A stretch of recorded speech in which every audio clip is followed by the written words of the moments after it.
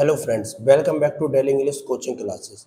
Friend, आज हम लोग पढ़ने वाले हैं अपना ग्रामर सेक्शन सी सीरीज का एक new rule for singular words that look plural. आपने ये चीज़ सुनी है कि जो दिखता है वो होता नहीं है। तो जो दिखता है वो होता नहीं है, आज सुइटेबल इस पर बैठेगा वो। कैसे? कि ऐसे वर्ड्स जो हमारे प्लूरल दिखते हैं लेकिन वो होते नहीं है। ठीक है, आज सबसे पहले इसे समझते हैं कि जैसे एप्पल है। एप्पल कहने का मतलब क्या है? एक से। ठीक है, हाँ, एक और चीज सिंगुलर प्लूरल का क्लियर कर लो। सिंगुलर कहने का मतलब है एक वचन। जब भी हम किसी एक वस्तु या व्यक्ति के बारे में बताते हैं, जब किसी एक ही व्यक्ति के बारे में बात बोलते हैं तो उसके लिए बोलते हैं सिंगुलर। जैसे बोलते हो ना कि आई एम सिंगल, ठीक है, सिंगल मैं एक ही हूँ, ठीक है। और प्लूरल जब वो एक से ज्यादा हो जाते तो वो सिंगल नहीं होते, ठीक है, तो उसके लिए हम प्लूरल बोलते हैं। तो जब भी एक से ज्यादा वस्तु या व्यक्ति होती है तो उसके लिए हम क्या बोलते हैं? प्लूरल बोलते हैं, राइट। और जब भी एक से ज्यादा वस्तु या व्यक्ति होते हैं तो उसके पीछे हम लोग क्या लगाते हैं? एस लगाते हैं, राइट। जैसे अभी क्या है, एप्पल क्या है आपका? सिंगुलर है, एक वचन है, ठीक है। और जब मैं इसके पीछे एस लगा दूंगा तो ये क्या बन जाएगा? प्लूरल बन जाएगा। क्या बन जाएगा? ये आपका प्लूरल, बहुवचन, राइट। एप्पल्स। अगर जैसे मेरे पास पेन है, एक पेन है तो मैं क्या कहूँगा? पेन। और मेरे पास बहुत सारे पेन है तो क्या बोलूँगा? Pens, right. स्टूडेंट। स्टूडेंट कहने का मतलब एक स्टूडेंट। और जब इसके पीछे हम एस लगा देंगे तो क्या हो जाएगा? बहुत सारे स्टूडेंट्स, मतलब कि more than one. More than one students means students, ठीक है।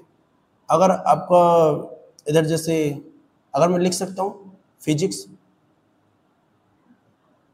इसके लास्ट में क्या लगा हुआ है? एस लगा हुआ है, तो ये क्या रहेगा? प्लूरल। मैथ्स,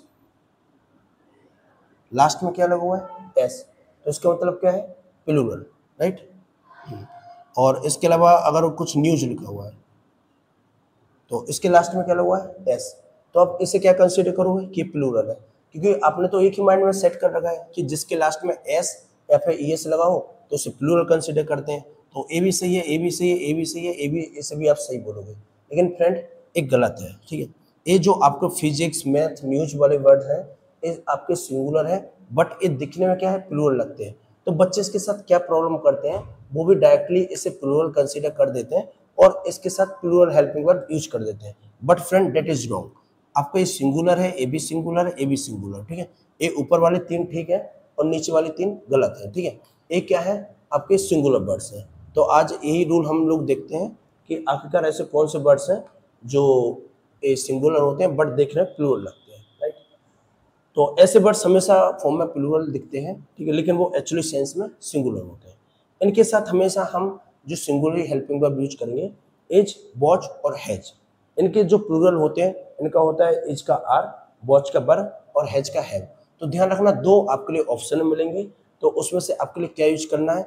अगर ऐसे कोई शब्द आ जाए तो उसके साथ इज, वॉच और हैज का यूज करेंगे, राइट। जैसे नीचे एग्जाम्पल दिया हुआ है, mathematics is my favourite subject, ठीक है। तो मैथमेटिक्स क्या है फ्रेंड? एक वचन है, एक वचन है, क्योंकि मैथमेटिक्स कहने का मतलब एक ही सब्जेक्ट है। ऑब्वियसली इसके लास्ट में एस लगा हुआ है, लेकिन इसका मतलब ये नहीं कि मैथमेटिक्स बहुत सारे सब्जेक्ट है, नहीं, मैथमेटिक्स सिर्फ सिंगल सब्जेक्ट है। तो इसके साथ हम किसका यूज करेंगे?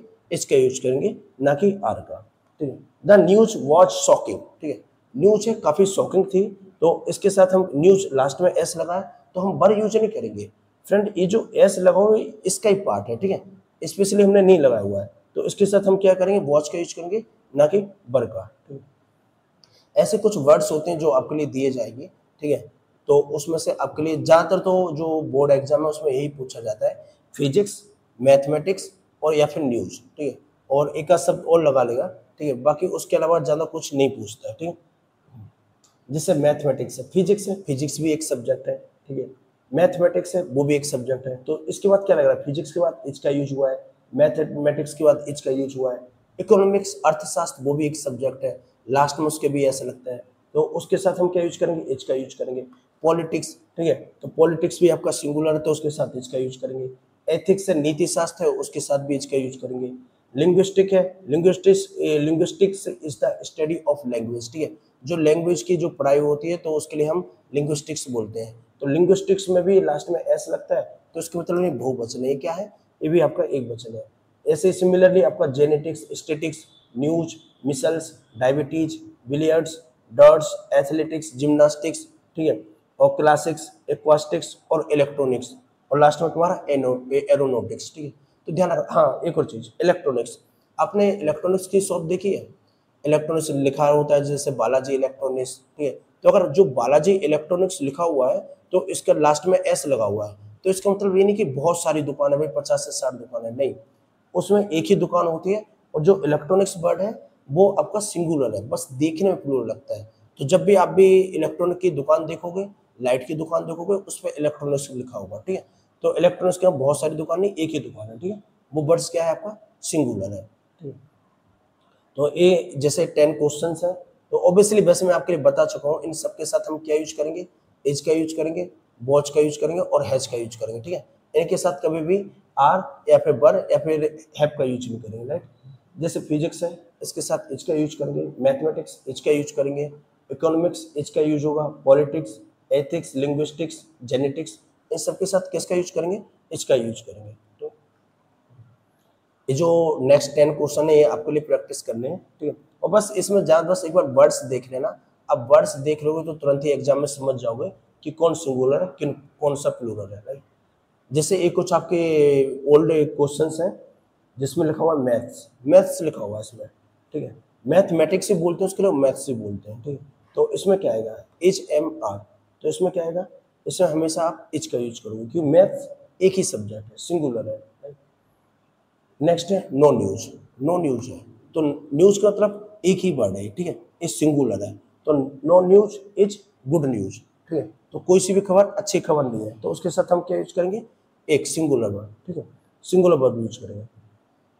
नेक्स्ट देखो, फिर से हो गया, ये फिर से आपका रिपीट हो गया, द न्यूज डैश, ठीक है, नॉट ट्रू, तो the news is not true. ठीक,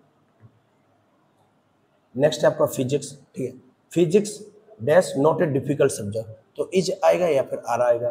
तो देखने में आपके लिए प्लूरल लग रहा है, बट एक्चुअली है क्या, ये सिंगुलर है, तो इसके साथ क्या यूज करेंगे, इसका यूज करेंगे।